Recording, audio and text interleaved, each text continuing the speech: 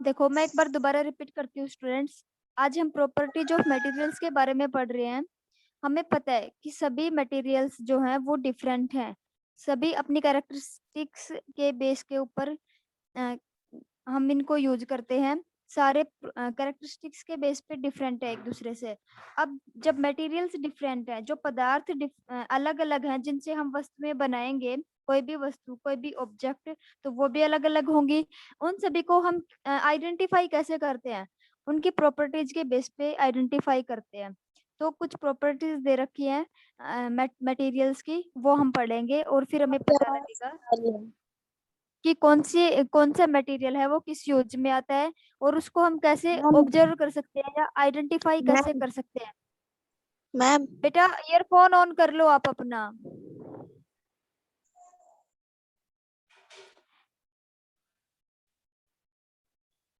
Earphone use करो आप, फिर आपको ये प्रॉब्लम नहीं होगी। अभी देखो फर्स्ट है हमारा अपीयरेंस। अपीयरेंस में हम क्या पढ़ेंगे? Shine, lustre and dull. कि वो चमकते कौन से चमकते हैं, कौन से अट्रैक्टिव हैं, कौन डल है, रफ स्ट्रक्चर रफ कलर के हैं। ठीक है, कुछ लोग होते हैं ना लाइट कलर के, जिनके अंदर अट्रैक्शन नहीं होती, चमक नहीं होती। तो इन सभी के बारे में हम पढ़ेंगे। आप अपने सराउंडिंग में बहुत सारी चीजें देखते हो, जैसे would, rubber, iron, copper, silver, gold, cotton, paper. ये सभी आपने अपने सराउंडिंग में देखे हैं, अपने घर पे भी देखा है।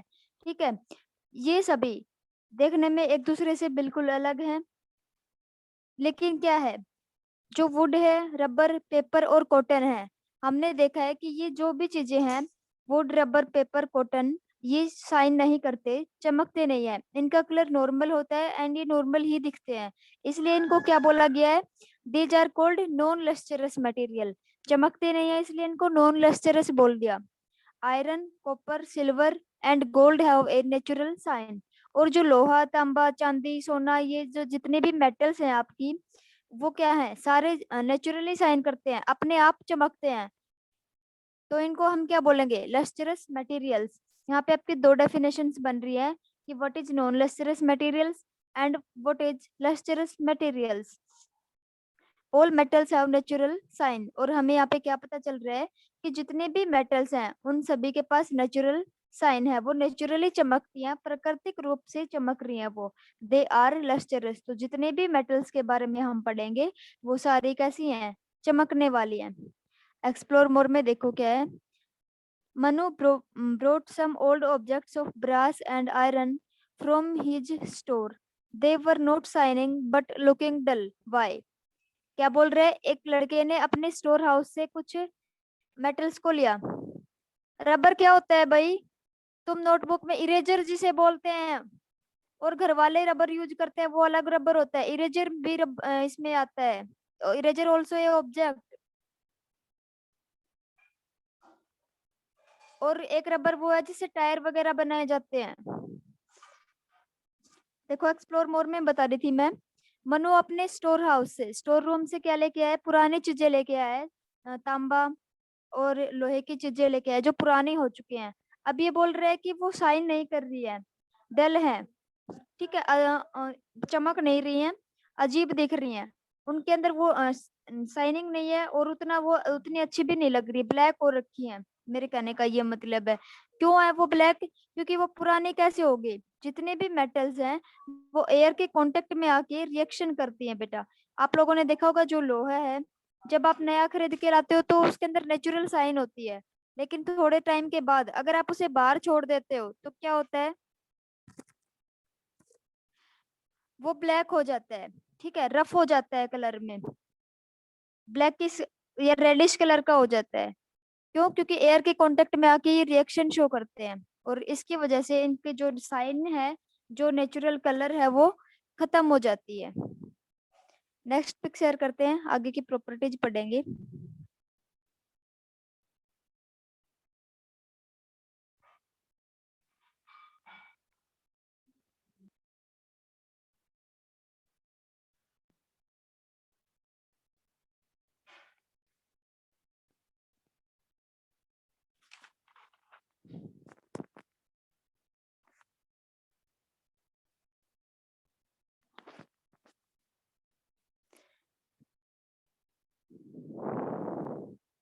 देखो, on coming in contact with air or moisture, some metals react with oxygen to form a layer of oxide on their surface.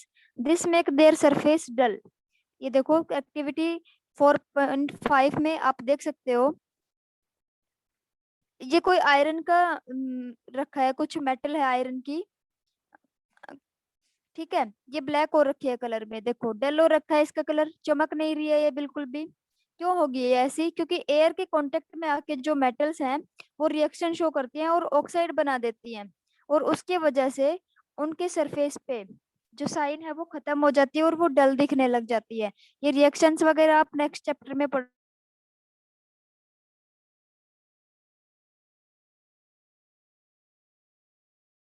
की वजह से डल हो जाती है। एयर के कांटेक्ट में आने से उनका जो साइन है, जो चमक है, वो खत्म हो जाती है। बस आप इतना याद रखोगे। Rub the surface of a dull metal with sand paper, the lustre will reappear. अगर आप किसी भी मेटल को, आप मेले वगैरह में जाते हो तो कुछ लोग चेन या फिर कड़े लेके आते हैं, काफी टाइम बाद रखे रहने के बाद वो उनके ऊपर डलनेस आ जाती है, वो खराब हो जाते हैं। लेकिन जब आप उसे किसी दिन पहनने की मन में आ गई और आप उसे उठा लाओ, तो आप क्या करोगे? उसे दोबारा से साफ करोगे, रगड़ रगड़ के साबुन वगैरह लगा के अच्छे से साफ करोगे तो वो दोबारा से चमकने लग जाती है। यही बता रहा है ये कि जब उसका सरफेस डल सरफेस है हो गया, जो ब्लैकिश कलर का हो गया, जब आप उसे सैंड पेपर से या फिर वाटर से साफ करोगे तो वो वापस से दोबारा से उसकी चमक है जो वो अ, वापिस आ जाएगी, दोबारा चमकने लगेंगे वो। Some metals like gold and platinum do not lose their luster even when exposed to air. कुछ मेटल बताए हैं इसने, जो गोल्ड और प्लेटिनम है, सोना और प्लेटिनम, प्लेटिनम भी एक मेटल है, उसकी ज्वेलरी वगैरह बनाई जाती है, ये व्हाइट कलर की होती है।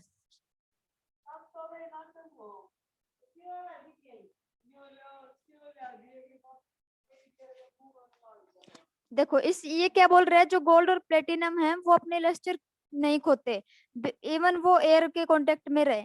आप आपके मम्मी या फिर आपने अपने घर पे मेंबर्स को देखा होगा ज्वेलरी पहने हुए, गोल्ड की जो ज्वेलरी है वो एज इट इज रहती है जी, कितने भी टाइम तक रख लो आप उसे, वो अपने लस्टर क्यों नहीं खोते हैं?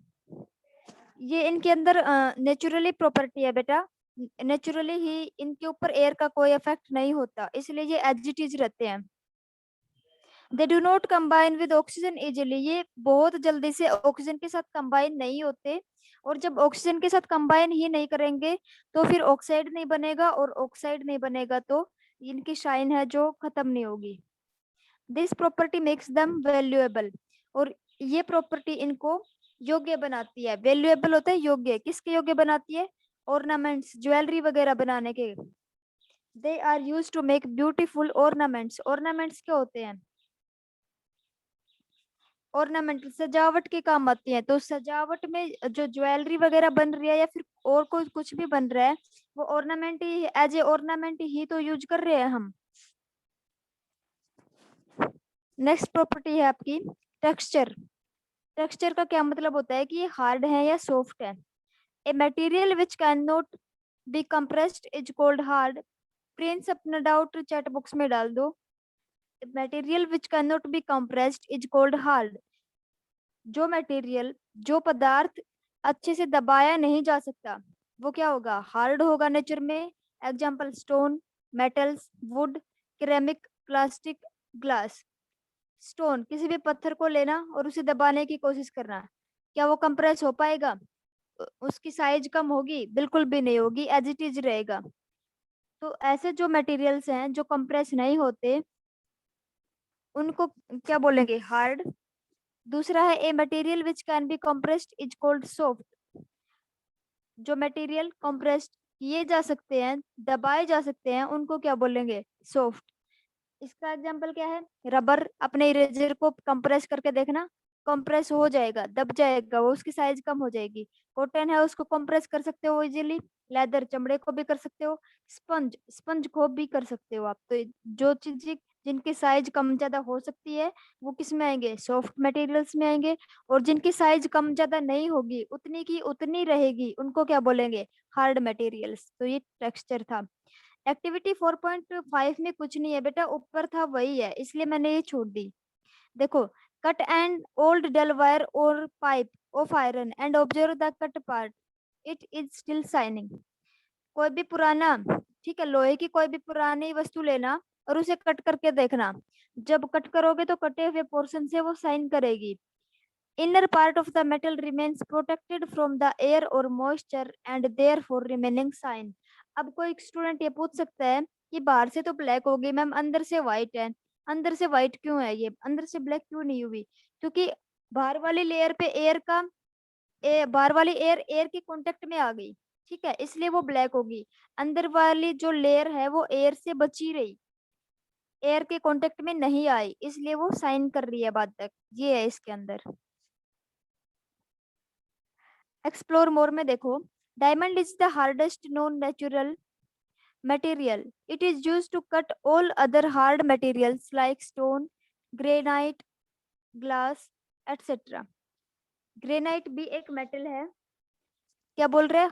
जो डायमंड है, डायमंड एक नॉन मेटल है, मेटल नहीं है। ये हार्डेस्ट नॉन मेटल है, सबसे ज्यादा हार्ड है। इतनी हार्ड है कि ये ग्लास, जो आप ग्लास है और स्टोन पत्थर है, उनको भी कट कर सकती है, टूटेगी नहीं। Hardness is of a material is comparative. Some materials are more harder than other. To find hardness of a material, scratch test can be performed. Scratch test मतलब स्क्रैच करना क्या होता है? लाइन खींचना, उसे कुरेद के देखना, ठीक है। तो इसके हम ये देखने के लिए कि कौन सा मटेरियल कितना हार्ड है, तो उसके लिए हम स्क्रैच टेस्ट फॉलो कर सकते हैं। इस स्क्रैच टेस्ट में क्या है ये मैं आपको पढ़ के बताती हूँ। Take 3 materials, wood, iron and stone. आपको 3 मटेरियल लेने हैं। क्या लेना है? एक लकड़ी का पीस लेना है, एक आयरन लेना है और दूसरा स्टोन पत्थर लेना है, ठीक है। एक लोहे की चीज ले लेना, एक लकड़ी ले लेना और दूसरा स्टोन लेना है, पत्थर। Try to scratch these materials one by one with others. एक दूसरे से स्क्रैच करना है इनको। आप लोग क्या देखोगे? Iron can scratch would and stone. जो लोहा है वो लकड़ी को और स्टोन को दोनों को स्क्रैच कर सकता है। Stone can scratch would but not iron. जो पत्थर है वो आयरन को लकड़ी को स्क्रैच करेगा बट आयरन को नहीं करेगा। आप इन दोनों को एक दूसरे से रगड़ोगे, रब करोगे, तब एक के ऊपर लाइनिंग आएगी, दूसरे पे नहीं होंगी, जिसे आप खुरच बोलते हो ना, वो। Would can not scratch stone और आयरन। लेकिन लकड़ी से जब इन दोनों को स्क्रैच करोगे, किस किस को? स्टोन को और आयरन को, तो कौन सी भी चीज स्क्रैच नहीं होगी। तो सबसे ज्यादा स्क्रैचेबल मटेरियल कौन सा है इनमें? हार्डेस्ट मटेरियल कौन सा है जो इन दोनों को स्क्रैच कर सकता है और खुद बहुत कम स्क्रैच होता है? वो क्या है? आयरन। देखो सेकंड पॉइंट में देखो, स्टोन है वो वुड को स्क्रैच कर रहा है बट आयरन को नहीं कर रहा, और वुड है वो तो किसी को भी स्क्रैच नहीं कर रही, और आयरन है वो दोनों को स्क्रैच कर रहा है। तो फाइनली कौन सा मटेरियल ऐसा बचा जो स्क्रैच हो ही नहीं रहा किसी भी अदर मटेरियल से? आयरन। तो हम ये बोल सकते हैं कि iron is the hardest of all the three, then comes stone, finally the wood, ठीक है। उसके बाद आयरन के बाद कौन आएगा? स्टोन, और लास्ट में कौन है? वुड। वुड क्या है? सबसे कम हार्ड है, और सबसे ज्यादा हार्ड कौन है? आयरन। एक्सप्लोर मोर में देखो क्या है। High rise buildings and bridges क्या होते हैं? पुल are made from iron and concrete stone to give them strength. क्या बोल रहे हैं? जो हाई बिल्डिंग्स होती हैं बड़ी बड़ी, और जो पुल बनाए जाते हैं बहुत बड़े बड़े, उनमें आयरन का यूज किया जाता है। आयरन के साथ और किसका यूज होता है? स्टोन्स का। Strong beams and girders are made from iron to support heavy weight of concrete. क्या बोल रहे हैं? स्ट्रॉन्ग बीम, बीम क्या होते हैं? पिलर लगाए जाते हैं इनके नीचे, ठीक है। ये पिलर क्या करेंगे? आयरन के बने हैं ये इनको सपोर्ट करेंगे जब इनके ऊपर से बहुत ज्यादा वेट की, ठीक है, व्हीकल्स वगैरह जाएंगे या फिर स्टोन्स इनके ऊपर रखे जाएंगे, तो उनको ये सपोर्ट प्रोवाइड करते हैं, सहारा देते हैं। नेक्स्ट आपकी प्रॉपर्टी है solubility. Water is a good solvent. जो पानी है वो बहुत अच्छा सोलवेंट है, पानी के अंदर सारी चीजें घुल सकती है। Most of the substance dissolved in water easily. बहुत सारे सब्सटेंस जो हैं वो पानी के अंदर, वाटर के अंदर अच्छे से घुल सकते हैं। Therefore solubility of solubility test solubility of water usually tested, यहाँ पे मटेरियल आएगा note water, usually tested in water, इसलिए हम किसी भी अदर मटेरियल को या फिर किसी भी सब्सटेंस का अगर हमें सोलबिलिटी टेस्ट करना है तो हम वो वाटर के अंदर करेंगे। वाटर को यूनिवर्सल सोलवेंट भी बोलते हैं, ठीक है, इसके अंदर सब कुछ घुल सकता है। देखो एक्टिविटी 4.7 कर देखते हैं। Take 3 boiling test tubes half filled with water and number of substance as test tube 1 2 3। 3 water की टेस्ट ट्यूब लेनी है हमें, जैसे कि आप डायग्राम में देख रहे हो, इनके ऊपर नंबर डालना है 1 2 3। Collect a spoonful of each sand salt and a piece of wax. इन तीनों टेस्ट ट्यूब में हमें क्या क्या डालना है, एक में वाटर डालना है, सॉरी फर्स्ट में हमें सैंड डालनी है, दूसरे में साल्ट डालना है और तीसरे में वैक्स का एक टुकड़ा डालना है। वैक्स क्या होती है, वैसलीन जो गर्मियों में आप यूज करते हो ना, वो। तीनों में एक एक चीज हमने डाल दी। अब हम क्या देखेंगे, वाटर के अंदर जो सैंड है वो नीचे बॉटम में जाके कलेक्ट हो जाएगी, वहां पे जम जाएगी, डिजोल्व नहीं होगी। साल्ट है वो क्या होगा, डिसअपियर हो जाएगा। जो वाटर साल्ट है वो पानी में अच्छे से घुल जाएगा, इसलिए हमें दिखाई नहीं देगा। वैक्स, जो वैक्स है वो क्या करेगी, फ्लोट्स ऑन वाटर। आप डायग्राम में देख सकते हो छोटे छोटे डॉट्स दिखाई दे रहे होंगे आपको।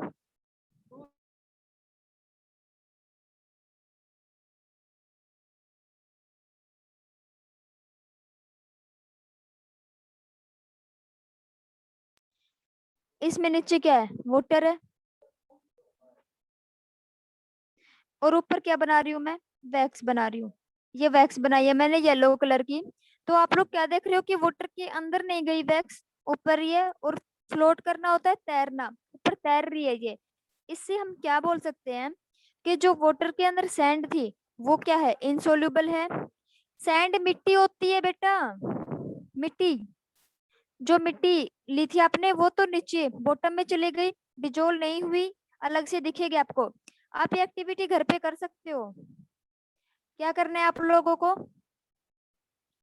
3 गिलास लेना, कांच के गिलास लेना, ताकि आपको बाहर से वो चीजें दिखे अंदर, ठीक है। उनको आधा आधा पानी से भरना, फिर एक के अंदर मिट्टी डालना, एक मुट्ठी, ज्यादा नहीं डालनी।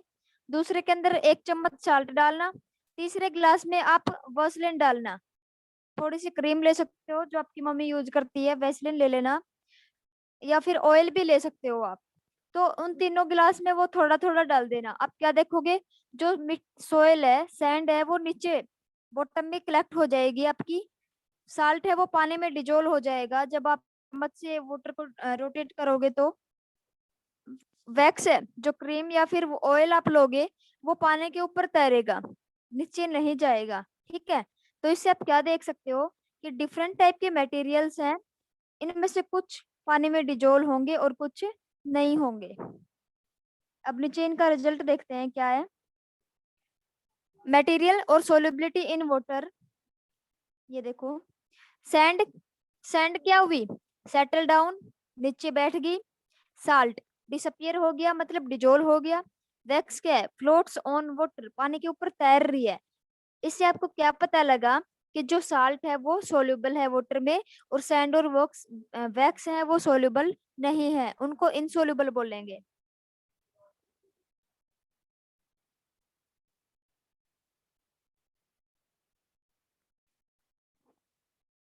साल्ट नमक होता है स्टूडेंट्स।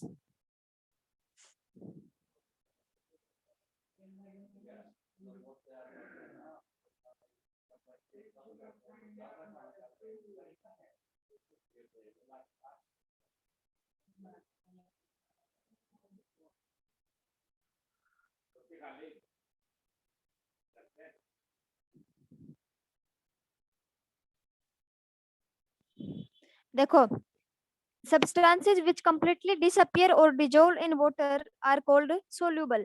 तो जो पानी में अच्छे से घुल जाएंगे, हम उन सब्सटेंस को क्या बोल सकते हैं, soluble. Example salt, sugar, soap. Salt नमक, शुगर चीनी, और सोप, सोप क्या है, साबुन या सरफ, वो भी पानी में घुल जाता है। Substance which do not dissolve in water Substances which do not dissolve in water and remains as such as are called insoluble. जो पानी में नहीं घुलेंगे और जैसे हमने पानी में डाले थे बिल्कुल वैसे के वैसे रहेंगे, तो उनको क्या बोलेंगे? इनसोल्यूबल। एग्जाम्पल सैंड, मिट्टी। चौक, चौक क्या है? जो बोर्ड पे जिस चौक से लिखते हैं वो। वैक्स। सोलवेंट। नेक्स्ट आपका सोल्यूट, सोलवेंट एंड सॉल्यूशन। ये क्या है? देखो, the substances which dissolve in a liquid are called solutes. जो सब्सटेंस पानी में घुल जाते हैं उनको क्या बोलेंगे? सोल्यूट। पानी के अंदर आप जिस भी चीज को डालोगे वो आपकी सोल्यूट होगी। They are usually small in quantity. वो कम होते हैं क्वांटिटी में। आपने आधा गिलास या एक गिलास पानी लिया, क्या उसके अंदर आप एक गिलास मिट्टी थोड़ी डालोगे? जस्ट थोड़ी सी डालोगे, एक मुट्ठी या एक चम्मच, लाइक दिस। तो जो कम अमाउंट में डाले जाते हैं और जो पानी के अंदर डाले जाते हैं उनको बोलेंगे solutes. Salt and sugar are solutes in activity 4.7। जो एक्टिविटी 4.7 पढ़ी थी हमने, उसमें साल्ट, शुगर, सैंड और जो वैक्स है वो क्या है? सोल्यूट है। The liquid in which the substance dissolve is called solvent. और जिसके अंदर वो चीजें घोली जा रही हैं, किसके अंदर घोल रहे हो आप? वाटर के अंदर, तो वाटर क्या हो गया? Solvent. It is usually large in quantity. Water is solvent here. जो वाटर है वो क्या है? बहुत ज्यादा सोलवेंट है, वो बहुत ज्यादा मात्रा में लिया जा रहा है। हमने वाटर को ज्यादा लिया, एक गिलास लिया पूरा। Water is solvent here. When a solute dissolve in a solvent, the resultant liquid is called solution. अभी साल्ट वाटर के अंदर डिजोल्व किया हमने, वो डिजोल्व भी हो गया, तो अब इन दोनों को मिला के क्या बोलेंगे? सॉल्यूशन।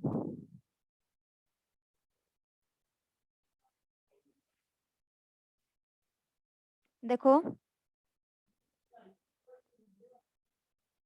पहले क्या लिया? सोल्यूट प्लस, फिर सोल्यूट को किस में डाला? सोलवेंट में। साल्ट को वाटर में डाल दिया। अब क्या बनेगा? सॉल्यूशन। ठीक है, सॉल्यूशन बन गया।